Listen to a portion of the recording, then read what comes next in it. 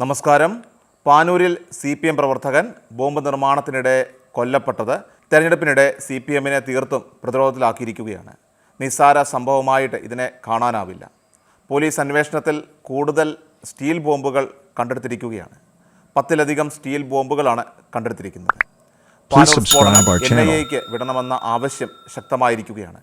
ഭീകരതയുടെ മുഖമാണ് ബോംബ് സ്ഫോടനത്തിലൂടെ പാനൂരിൽ കേരളം കണ്ടിരിക്കുന്നത്. ഇത് ഭീകരപ്രവർത്തനം തന്നെയാണ്.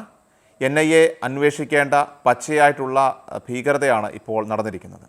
പിണറായിയുടെ ഭരണത്തിൽ CPM ലക്ഷ്യമിട്ട ആ ഭീകര മുഖമെന്നത് കണ്ടെത്തുക അസാധ്യമാണ്. ഇക്കാര്യത്തിൽ NIA അന്വേഷണം തന്നെയാണ് നടക്കേണ്ടത്. കേരളത്തിൽ എന്ത് സംഭവങ്ങൾ നടന്നാലും നുണകൾ കൊണ്ട് പ്രതിരോധിച്ച് രക്ഷയ്ക്ക് ശ്രമിക്കുന്നത് CPMൻ്റെ പതിവ് ശൈലിയാണ്. അതുതന്നെയാണ് പാനൂർ സ്ഫോടനത്തിൽ CPM പ്രവർത്തകൻ കൊല്ലപ്പെട്ട ശേഷവും ഇപ്പോൾ നടന്നു വരുന്നത്. കേസുമായിട്ട് ബന്ധപ്പെട്ട് പിടികൂടപ്പെട്ടവർ ഒന്നടങ്കം CPM പ്രവർത്തകരും അനുഭാവികളുമാണ്. CPM പ്രാദേശിക നേതാവിൻ്റെ മകനും ഇതിൽ പങ്കാളിയാണ്. എന്നിട്ടും CPMന് സംഭവത്തിൽ പങ്കില്ലെന്ന് ആണയിട്ട് കളവ് പറയുകയാണ് ഇപ്പോൾ CPM പാർട്ടി സംസ്ഥാന സെക്രട്ടറി MV ഗോവിന്ദനും മുഖ്യമന്ത്രി പിണറായി വിജയനും KK ശൈലജയും ഒക്കെ. ഇത്തരത്തിൽ പറഞ്ഞ് രക്ഷപ്പെടാൻ ശ്രമിക്കുക മാത്രമല്ല, കേരള ജനതയെ പരമ വിഡ്ഢികളാക്കുക കൂടിയാണ് ഇതിലൂടെ ചെയ്യുന്നത്. പാനൂരിൽ സ്ഫോടനം നടന്ന സ്ഥലത്തും പരിസര പ്രദേശങ്ങളിലും ദിവസങ്ങളായിട്ട് ബോംബ് നിർമ്മാണം നടന്നു വരികയായിരുന്നുവെന്ന് പോലീസ് തന്നെ പറയുന്നുണ്ട്. പോലീസിന് ലഭിച്ച വിവരങ്ങൾ ശരിയെന്ന് തെളിയിച്ചുകൊണ്ടാണ് കൂടുതൽ ബോംബുകൾ കണ്ടെത്തിയിരിക്കുന്നത്. 10-ലധികം സ്റ്റീൽ ബോംബുകളാണ് ഒടുവിൽ കണ്ടെത്തിയിട്ടുള്ളത്. പാനൂരിൽ വ്യാപകമായിട്ടുള്ള തോതിൽ CPM ബോംബുകൾ ഉണ്ടാക്കിയെന്ന് തെളിയിക്കുന്നതാണിത്. അറസ്റ്റിലായ ഷാബിൻ ലാലാണ് ചോദ്യം ചെയ്യുന്നതിനിടെ ബോംബിനെക്കുറിച്ച് വെളിപ്പെടുത്തുന്നത്. കൂടുതൽ ബോംബ് കണ്ടെത്താനായിട്ട് പാനൂരിലും അതുപോലെ തന്നെ പരിസര പ്രദേശങ്ങളിലും പോലീസ് അന്വേഷണം ഇതോടെ ശക്തമാക്കുകയായിരുന്നു.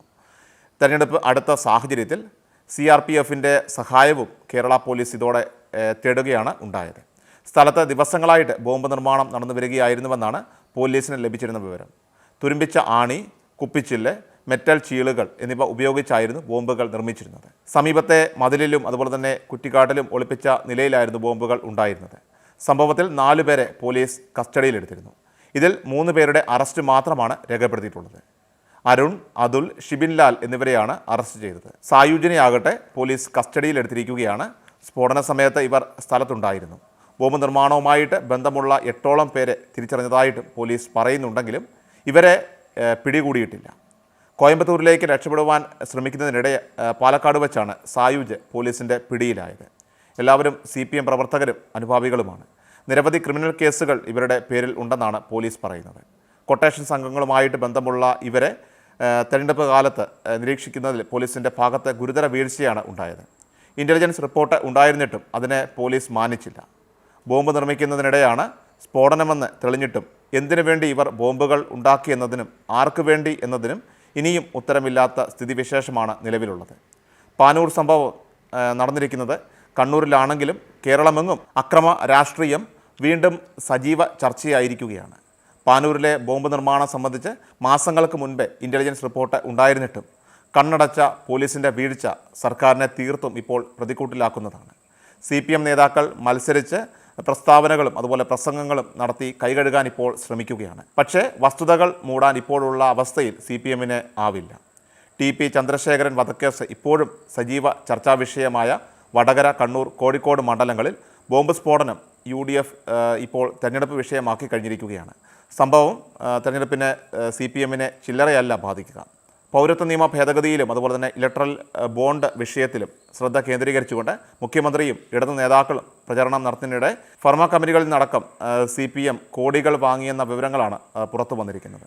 ഇലക്ട്രൽ ബോണ്ട് വാങ്ങാത്ത സാമ്പത്തിക സുതാര്യതയുള്ള പാർട്ടിയെന്ന് അവകാശപ്പെടുന്ന CPMന് സഹകരണ ബാങ്കുകളിൽ രഹസ്യ അക്കൗണ്ടുകളുണ്ടെന്ന് ED കണ്ടെത്തിയതും വൻതുക നിക്ഷേപമുള്ള പാർട്ടി അക്കൗണ്ട് തൃശ്ശൂരിൽ ED മരവിപ്പിച്ചതും ഒക്കെ വെട്ടിലാക്കിയിരിക്കുകയാണ്. ഇലക്ട്രൽ ബോണ്ട് നൽകിയ കമ്പനികളിൽ നിന്ന് CPMനും സംഭാവന സ്വീകരിച്ചതായിട്ടുള്ള രേഖകൾ പോലും കഴിഞ്ഞ ദിവസം പുറത്തു വന്നിരിക്കെ ഇലക്ട്രൽ ബോണ്ട് വിഷയത്തിൽ CPM പ്രചാരങ്ങൾ നുണയാണെന്ന വസ്തുതയാണ് ജനം തിരിച്ചറിയുന്നത്. കേന്ദ്ര ഏജൻസികളെ BJP ആയുധമാക്കുന്നുവെന്നും വോട്ടിനു വേണ്ടി ഗംഭീരമായിട്ട് പ്രസംഗിക്കുന്ന മുഖ്യമന്ത്രി മകൾ വീണയുടെ കമ്പനിയുടെ സാമ്പത്തിക ഇടപാടുകൾ സംബന്ധിച്ച അന്വേഷണത്തെക്കുറിച്ച് ജനങ്ങളോട് ഒരക്ഷരം പോലും മിണ്ടുന്നില്ല. മാസങ്ങളായിട്ട് മുടങ്ങിക്കിടക്കുന്ന പെൻഷൻ കാര്യവും സപ്ലൈകോയിൽ അവശ്യ സാധനങ്ങൾ പോലുമില്ലാത്ത കാര്യം പോലും ചർച്ച ചെയ്യുവാൻ CPM സത്യത്തിൽ ആഗ്രഹിക്കുന്നില്ല. വന്യജീവി ആക്രമണം മലയോര മേഖലകളിലാകെ മുഖ്യ തെരഞ്ഞെടുപ്പ് വിഷയമാണ്. മലയോര മേഖലകളിലാകെ വോട്ട് തേടിയെത്തുന്ന ഇടതുപക്ഷ പാർട്ടികൾ ജനകീയ പ്രതിഷേധങ്ങൾക്ക് മുന്നിൽ വെള്ളം കുടിക്കുകയാണ്. പാർട്ടിയെയും അതുപോലെ സർക്കാരിനെയും പ്രതിരോധത്തിലാക്കുന്ന ഒട്ടേറെ വിഷയങ്ങൾക്ക് ജനങ്ങൾക്ക് മുൻപിൽ ഒരക്ഷരം പോലും മറുപടി പറയാനാവാതെ ഇപ്പോൾ CPM പ്രതിസന്ധി നേരിടുകയാണ്. പാനൂരിൽ ബോംബ് നിർമ്മിച്ചത് CPM പ്രവർത്തകരാണ്. അതിനെ എത്ര മാറ്റിമറിക്കാൻ ശ്രമിച്ചാലും ജനങ്ങൾക്ക് മുന്നിൽ വില പോവില്ല. നിർമ്മാണ സ്ഥലത്ത് മരിച്ചതും അതുപോലെ പരിക്കേറ്റതും CPM പ്രവർത്തകർ തന്നെയാണ്. ബോംബ് അബദ്ധത്തിൽ പൊട്ടിയില്ലായിരുന്നുവെങ്കിൽ ആർക്ക് നേരെ ഉപയോഗിക്കുമായിരുന്നു എന്നത് മാത്രമാണ് അറിയേണ്ടതുള്ളത്. CPM പ്രതിക്കൂട്ടിലെത്തുന്ന ഈ ഭീകര സംഭവത്തിൽ പിണറായി പോലീസ് അന്വേഷിച്ചതുകൊണ്ടോ അല്ലെങ്കിൽ രക്ഷയ്ക്കായിട്ട് അന്വേഷണം ക്രൈംബ്രാഞ്ചിനെ ഏൽപ്പിച്ചാലോ ഫലമുണ്ടാവില്ല. അന്വേഷിക്കേണ്ടത് NIA തന്നെയാണ്.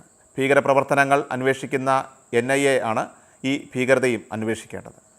ക്രിഷ്യൽ മീഡിയ എല്ലാ ദിവസവും വാർത്തകൾക്കും അറിയിപ്പുകൾക്കുമായി യൂട്യൂബ് ചാനൽ സബ്സ്ക്രൈബ് ചെയ്യുക, ഫേസ്ബുക്ക് പേജ് ഫോളോ ചെയ്യുക. വാർത്തകളുടെ നോട്ടിഫിക്കേഷനായി ബെൽ ഐക്കൺ എനേബിൾ ചെയ്യുക.